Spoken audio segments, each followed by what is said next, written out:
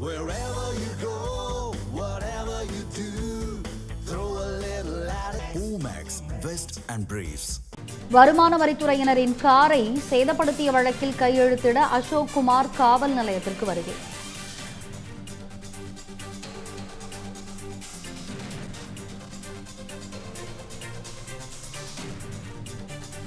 கரூரில் வருமான வரித்துறை அதிகாரியின் காரை செந்தில் பாலாஜியின் சகோதரர் அசோக் குமார் சேதப்படுத்திய வழக்கு.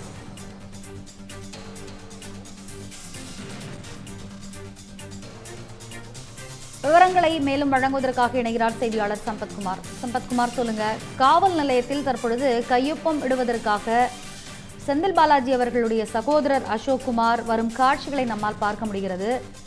விவரங்கள் என்ன, விரிவா வழங்குங்க. வணக்கம் ரம்யா. திருவல்லிக்கேணி காவல் நிலையத்தில் 2வது நாளாக இன்று முன்னாள் அமைச்சர் செந்தில் பாலாஜி மற்றும் அவரது சகோதரர் அசோக் குமார் ஆகியோர் மீண்டும் ஆஜராகி இருக்கிறார்கள். இதில் புதிய தகவலாக இருவரின் வழக்கும் ஒரே வழக்கு தொடர்பானது இல்லை என்பது தற்பொழுது வெளியாகி இருக்கக்கூடிய புதிய தகவல். முதலில் இந்த ஊத்தங்கரை தமிழக வெற்றி கழக எம்எல்ஏ இளையராஜாவிடம் குதிரை பேரம் பேசப்பட்டதாக பதிவு செய்யப்பட்டுள்ள வழக்கில் உயர்நீதிமன்றம் விதித்துள்ள நிபந்தனை முன்ஜாமீன் உத்தரவின்படி முன்னாள் அமைச்சர் செந்தில் பாலாஜி இன்று 2வது நாளாக திருவல்லிக்கேணி காவல் நிலையத்தில் ஆஜராகி கையெழுத்திட்டிருக்கிறார். இந்த வழக்கில் மறு உத்தரவு பிறப்பிக்கப்படும் வரை தினமும் காலை 10:30 மணிக்கும் மாலை 5:30 மணிக்கும் காவல் நிலையத்தில் ஆஜராகி கையெழுத்திட வேண்டும் என்று உயர்நீதிமன்றம் உத்தரவு பிறப்பிக்கப்பட்டிருக்கிறது. அந்த உத்தரவின் அடிப்படையில் தான் தற்பொழுது செந்தில் பாலாஜி தொடர்ந்து 2வது நாளாக நீதிமன்ற நிபந்தனையை பின்பற்றி காவல் நிலையத்திற்கு ஆஜராகிறார். அதே நேரத்தில் அவரது சகோதரர் அசோக் குமார் வேறு ஒரு வழக்கான கரூரில் வருமான வரித்துறை அதிகாரிகளின் வாகனத்தை சேதப்படுத்தப்பட்ட வழக்கில் நீதிமன்றம் விதித்துள்ள நிபந்தனையின்படி இன்று அவர் திருவல்லிக்கேணி காவல் நிலையத்தில் கையெழுத்திட வருகை தந்திருக்கிறார். அதே சமயம் குதிரை பேரம் வழக்கில் அசோக் குமார் மறு உத்தரவு வரும் வரை இதே திருவல்லிக்கேணி காவல் நிலையத்தில் அவர் கையெழுத்திட வேண்டும் என்றால் நிபந்தனை இருப்பதாக குறிப்பிடப்பட்டிருக்கிறது.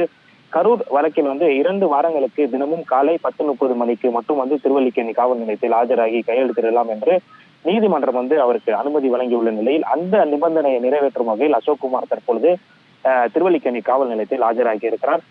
அதே சமயம் முன்னாள் அமைச்சர் செந்தில் பாலாஜியின் இன்றைய வருகை குதிரை பேரம் வழக்கில் உயர்நீதிமன்றம் விதித்துள்ள நிபந்தனையை பின்பற்றுவதாக பார்க்கப்படுகிறது.